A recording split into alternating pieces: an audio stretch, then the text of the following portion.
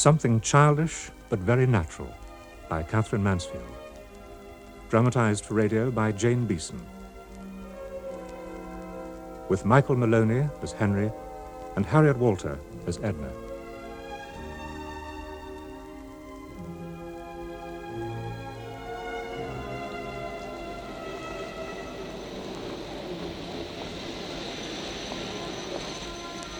Whether I had forgotten what it felt like or my head had grown bigger since the summer before, I couldn't decide, but my straw hat hurt me. It pinched my forehead and started a dull ache in the two bones just above my temples. I had chosen a corner seat in a third-class smoker, so I took off my hat and put it in the rack with my large black cardboard portfolio and my Aunt Bee's Christmas present gloves. There were 10 minutes to spare before the train went, so I thought I'd go and have a look at a bookstore. Primroses! Fresh primroses! Oh, my fresh primroses! Ribbons for spring primroses! First real day of spring. Most thrilling day of the year. What can I find to while away 5 minutes? Byron, Shelley, Coleridge. Coleridge! Now, there's a poet. Something childish, but very natural. But in my sleep to you I fly, I'm always with you in my sleep. The world is all one's own, but then one wakes, and where am I? All alone. I like it. It charms me.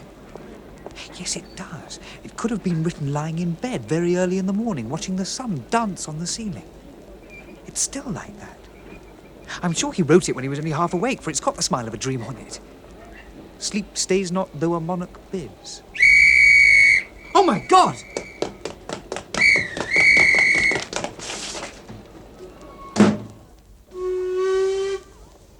I wasn't even in the right carriage, but I was lucky to have caught the train at all.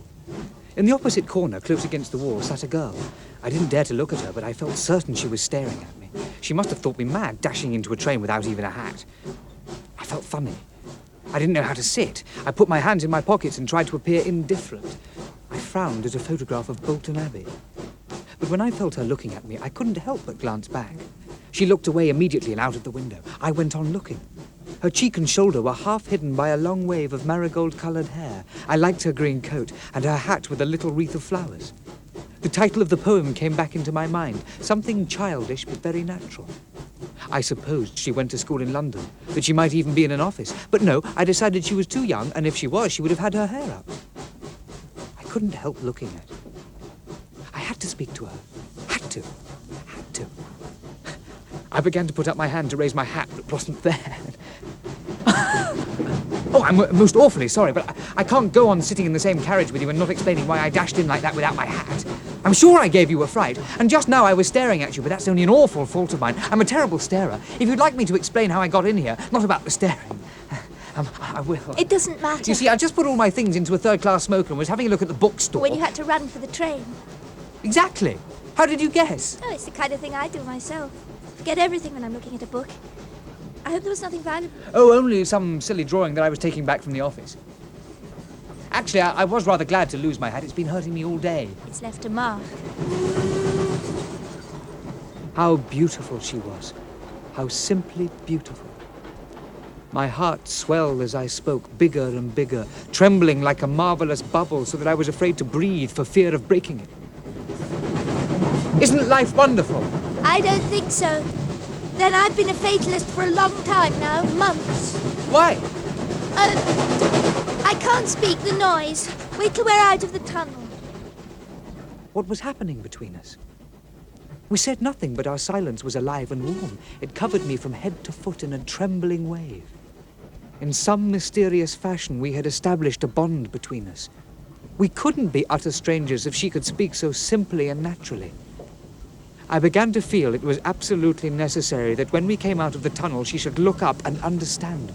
Do look. All those black woods and pools of shining water in the sky.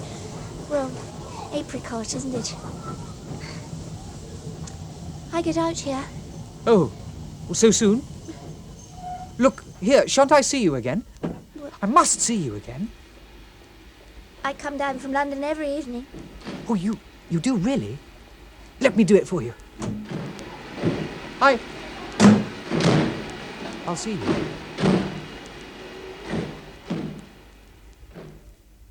She had seemed nervous.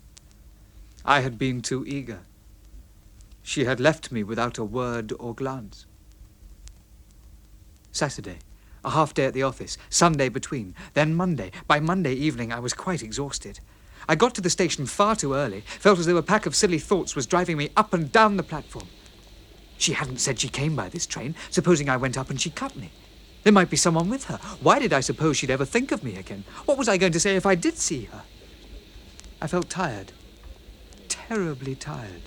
All I wanted was to sit down and close my eyes. She wasn't coming. There was a forlorn relief in the thought. I looked up, though I don't know why. And there she was, near me, walking towards the train with the same leather case in her hand. I waited. I knew she had seen me, but I didn't dare move. She came closer. Did you get them again? Oh, yes. Thank you. One portfolio and one pair of gloves. Oh. Perhaps we ought to get on the train. Yes. Shall we go in this empty carriage? Yes. I'd rather we sat opposite each other. Of course, if you like.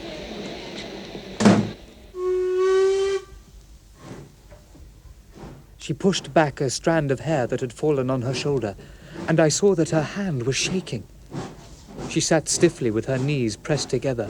So, for that matter, did I. Both of us were trying not to tremble. It's so silly not knowing your name. My name is Edna. My name is Henry. How old are you? Over 16, and you? I'm nearly 18. Have you ever been in love before? No, never. Have you? Oh, never in all my life. I never even thought it possible.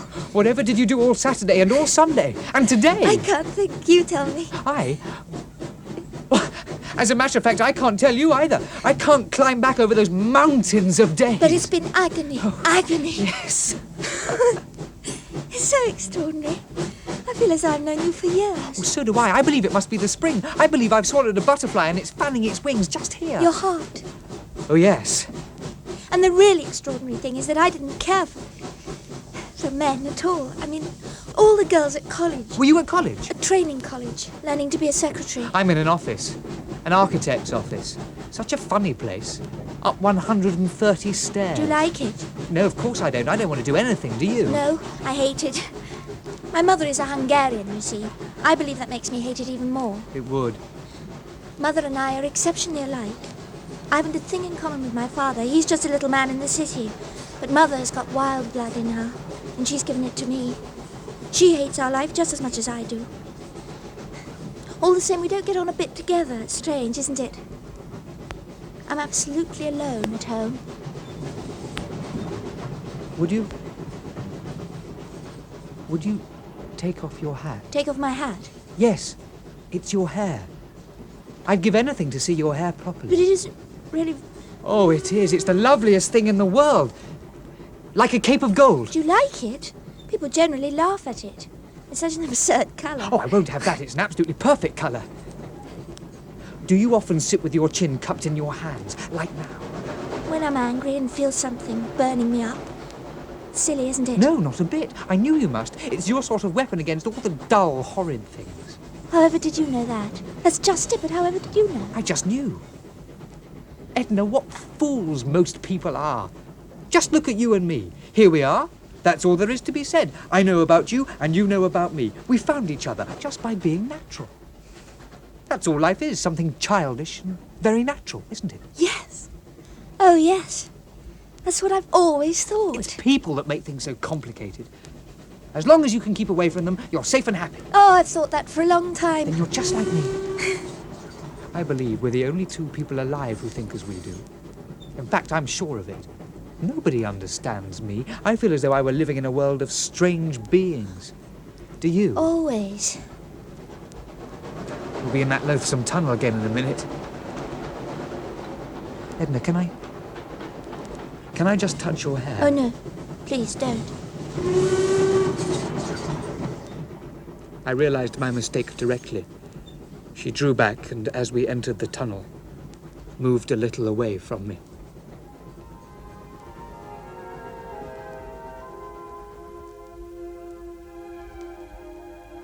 Dear Edna, I've bought the tickets. The man at the concert hall didn't seem at all surprised that I had the money. Meet me outside the gallery doors at 3 and wear that cream blouse and the corals, will you? I love you. I don't like sending these letters to the shop.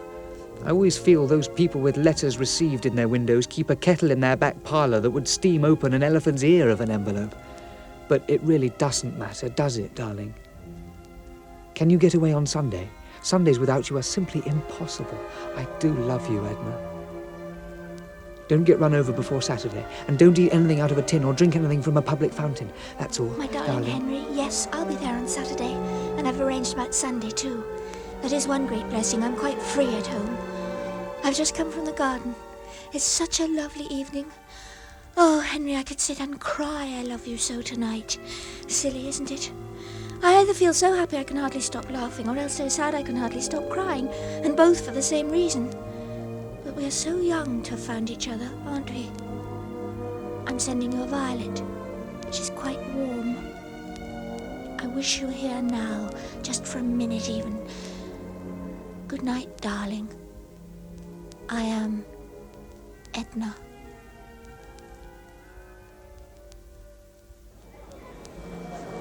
Shall I help you off with your coat? No, I can manage.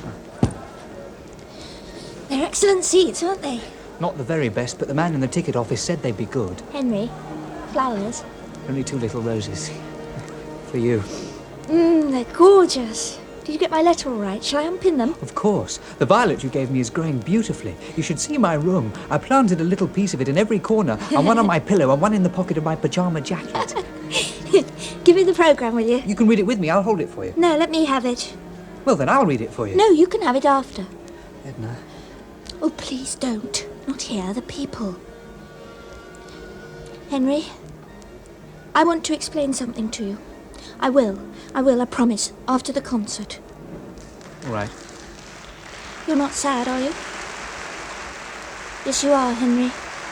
No, not really. Are you happy? Yes.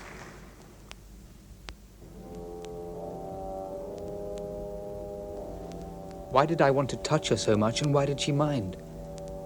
Whenever I was with her, I wanted to hold her hand or take her arm. When we walked together, I wanted to lean against her. Not hard, just lightly, so that my shoulder should touch hers.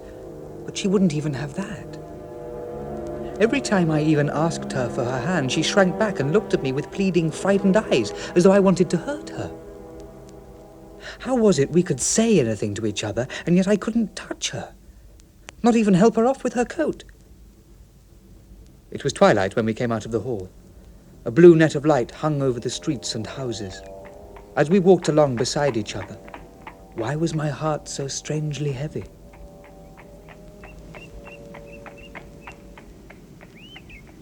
Henry?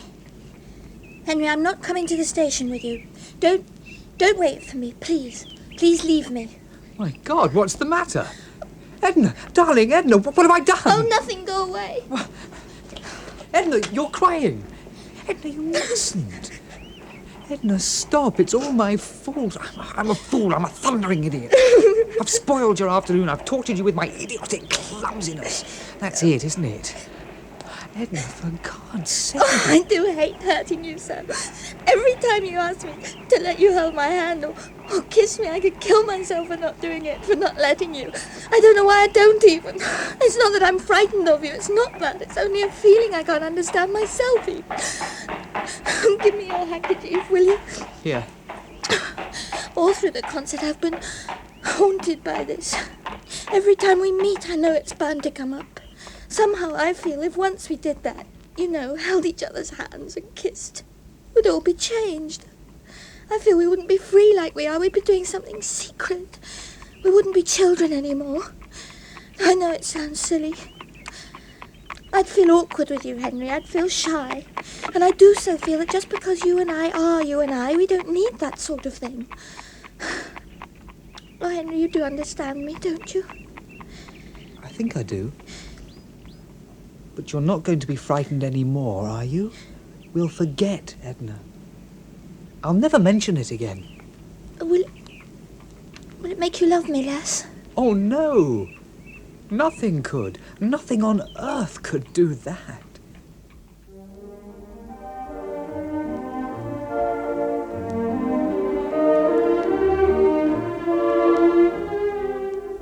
During the next few weeks, London became our playground. On Saturday afternoons, we explored. We found our own shops where we bought Edna cigarettes and sweets, our own tea shop with our own table, our own streets. And one night, we found our own village.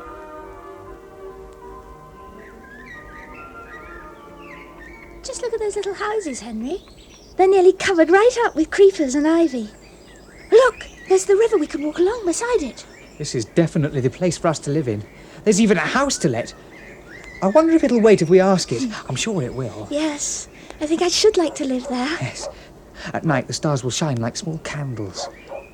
Inside, there are 2 rooms downstairs and a big room with folding doors upstairs, and above that, an attic. There are 8 steps to the kitchen.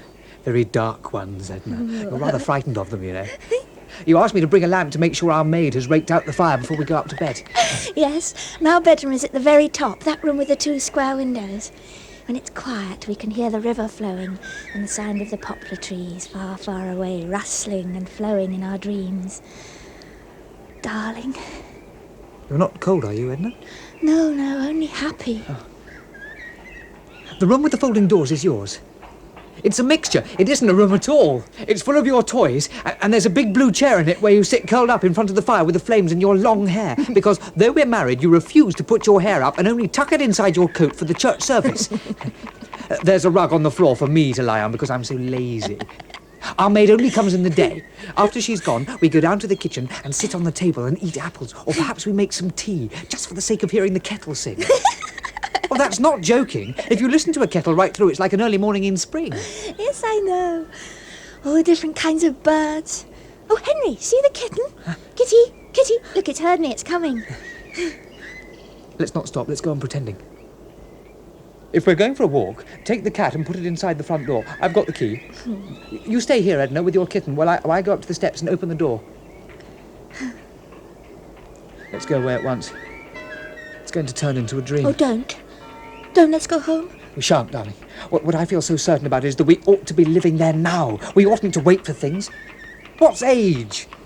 I have a feeling often and often that it's dangerous to wait for things, that if you wait for things, they only go further and further away. But, Henry, we haven't any money. Oh, well, perhaps if I disguise myself as an old man, we could get a job as caretakers in some large house. I'd make up a terrific history of it if anyone came to look over it, and you could dress up and be the ghost, moaning and wringing your hands in the deserted picture gallery to frighten them off. Oh, don't you feel that money is more or less accidental?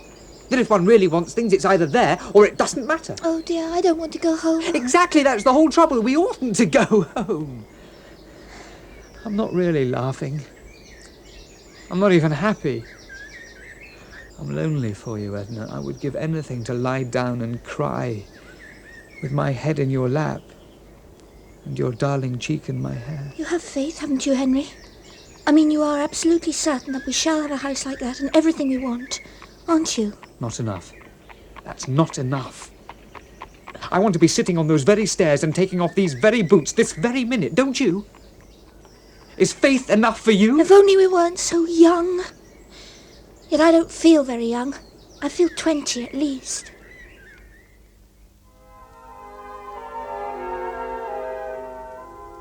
Spring was nearly over when we went further out into the country so that Edna could gather primroses. We lay on our backs in a little wood on the dead leaves, and the sunlight shone down on us.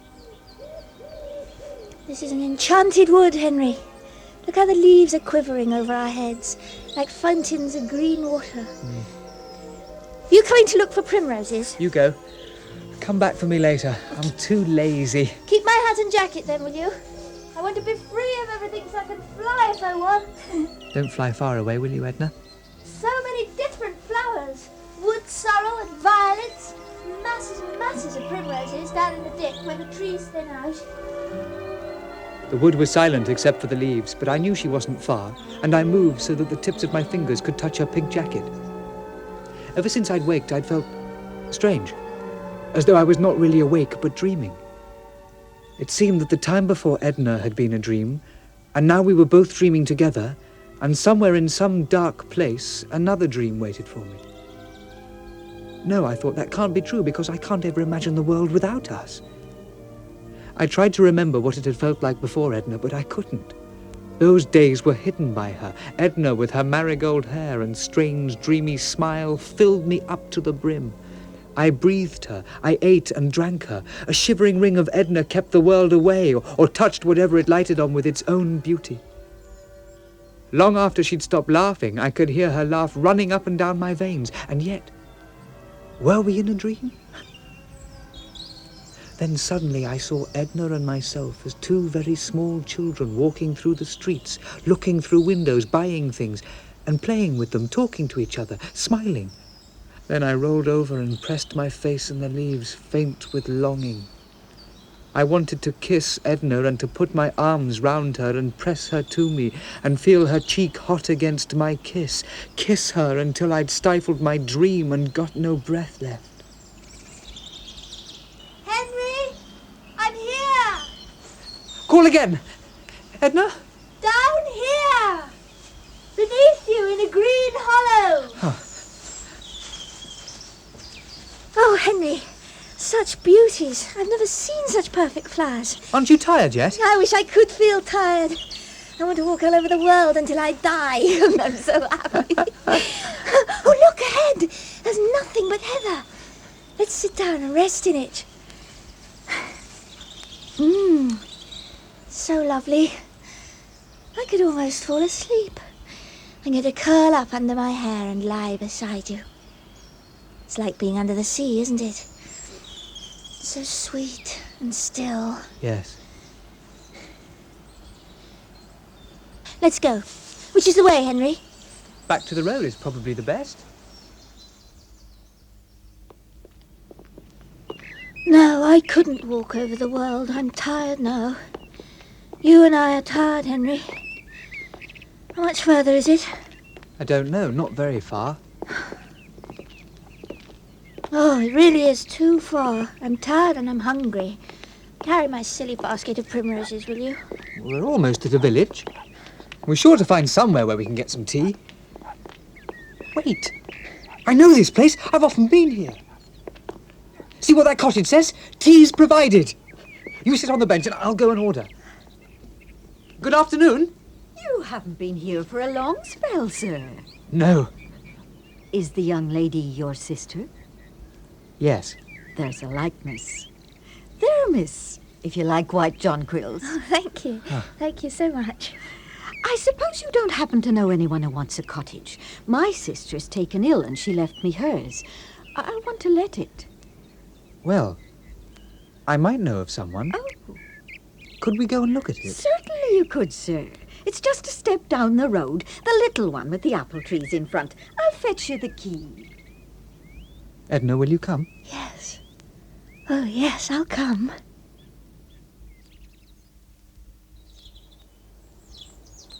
Do you like it? I love it. Come and look out of the window. It's perfect. The breeze is blowing your hair in front of my eyes. No, don't stop it. Don't move. Look, stars, Henry. There'll be a moon in a moment. What has been the matter with you all day? Oh, I do love you. Hold me, Henry. Edna, my darling Edna. Hasn't it been terrible today? I knew what was the matter, and I've tried every way I could to tell you I wanted you to kiss me, that I'd quite got over the feeling. You're perfect. Perfect. Perfect.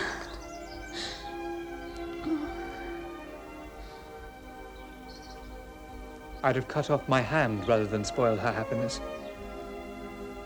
How strange she was that day. All the time she talked to me, her eyes had laughed and been sweet and mocking. So 1 week later, there I was, sitting in the cottage in an old rickety chair, wondering how I could wait until evening. I took my watch out of my pocket and put it in a china jar on the mantelpiece. I'd looked at it 7 times in 1 hour. Well, I'd look once again. 4:30. Her train arrived at 7. I'd have to start for the station at 6:30. I don't believe this, I told myself. I don't believe it for a minute. It's too much. She'll be here in 2 hours and we'll walk home. She'll light the lamp in the kitchen and I'll look through the window and see her moving about in the pool of lamplight. Then we shall have supper, and after supper I shall put some wood on the fire, and we'll sit on the hearthrug and watch it burning. Then we shall light our candles, and she will go up first with her shadow on the wall beside her. And then I shall dash upstairs and jump into bed and watch the tiny bar of light from her room brush my door, and the moment it disappears, I'll shut my eyes and sleep. I went downstairs and sat on the doorstep with my hands clasped around my knees. I think a long time must have passed. Then suddenly I thought I saw a big white moth flying down the road. No, it wasn't a moth. It was a little girl in a pinafore. She smiled and her toes turned in as she walked. Or was it all happening in my dream? She can't be living here, I thought, because this is ours. When she got close, she took her hand from under her pinafore and gave me a telegram and smiled and went away. What a funny present, I thought, staring at it. Perhaps it's only a make-believe one and it's got one of those snakes inside it that fly up at you. It's only a dream, so I don't have to worry. I'll open it carefully. See, it's just a folded paper. Let me take it out and spread it. Somehow I feel if once we did that, held each other's hands and kissed, it would all be changed. The garden became full of shadows. They spun a web of darkness over the cottage and trees, and myself holding the telegram.